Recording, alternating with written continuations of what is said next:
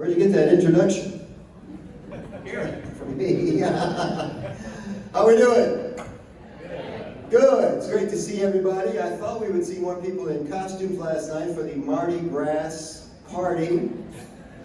Renee bought some quick masks online before we came, because we didn't want to be the only ones that didn't have costumes on. Turns out we were the only ones that had costumes on.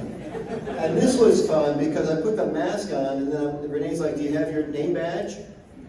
And why wear a mask if you're going to wear a badge, a name badge?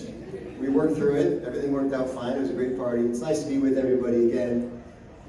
I have a fantastic program for you today. We're going to help you with all kinds of things related to communication and your speaking and listening skills. You're going to be able to use them in formal presentations. You'll use them informally.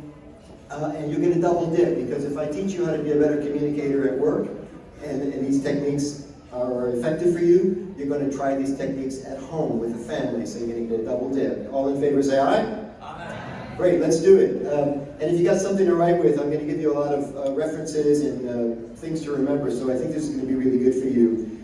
I'm especially pleased to do this in an industry, for an industry, that is so honorable.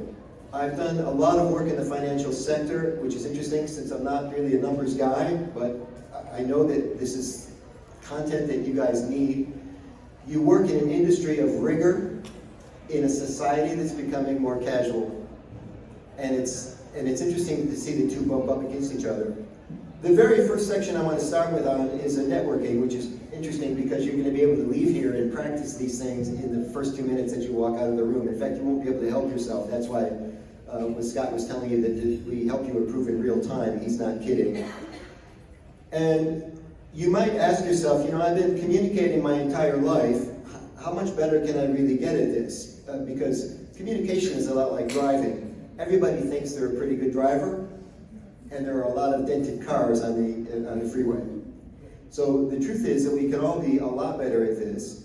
Would you please write this down? Communication can solve almost every problem.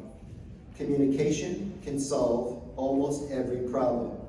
And when you have a problem related to communication, you're often partly the cause of the problem.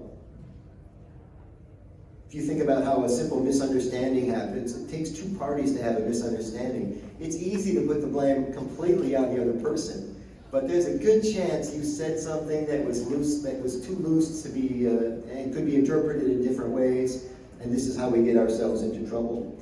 I don't think you should become a better communicator just so that you can benefit from it, but the great motivational speaker, Zig Ziglar, who's from Mississippi, wasn't he? Yes. Wazoo, is that right?